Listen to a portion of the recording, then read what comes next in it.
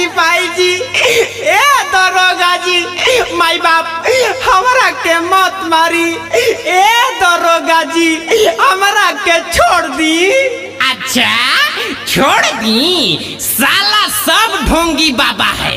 एगो तो आसारामो था, एगो राम रहीम आया, एगो ई साला पैदा हुआ है नया पर। सब समाज में गंदगी फैला के रखा है लोग। साला तुम लोग हमारे देश को बर्बाद करना चाहता है क्या रे सिपाही जी? ऐ सिपाही जी। यस सर। काम महाराज है, पकड़िए साला ढोंगिया बाबा को भाग रहा है। आइबा आइबा आइबा आइबा। ए सर, ए माई बाप जाए ना दी, भले मारे मत तू हंडिल मार ली, लेकिन हमरा के छोड़ ना दी। जेल में बड़ी मौज काटेला सा। हर लोग के भलाई सुबह शाम होखेला, खाली लोग के भलाई सुबह शाम होखेला। हमरा मठिया में घोटिया न काम होखेला, हमरा मठिया में घोटिया न काम होखेला।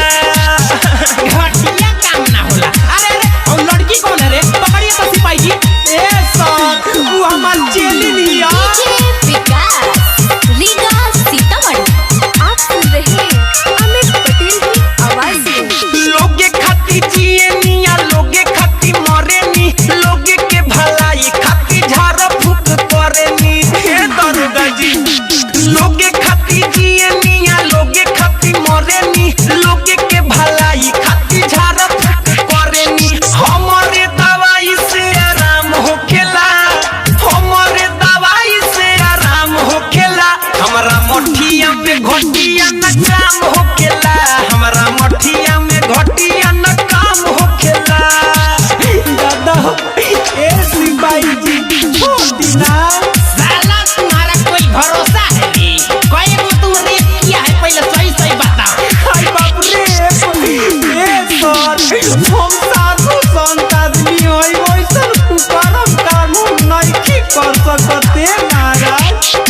ऐसे न करी सुनी हमारो धोलाई जी, लइका समझिए के छोड़ दी सिपाही जी। अरे दादा, अरे ऐसे न करी सुनी हमारो धोलाई जी, लइका समझिए के आइबा छोड़ दादा मर दे। अच्छा काम कोइला से नाम होखेला, अच्छा काम कोइला से नाम होखेला।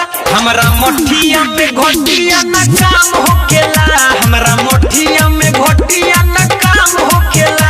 हर लोग के भलाई सुबह शाम होखेला, खाली लोग के भलाई सुबह शाम होखेला। हमरा मठिया में घोटिया न काम होखेला।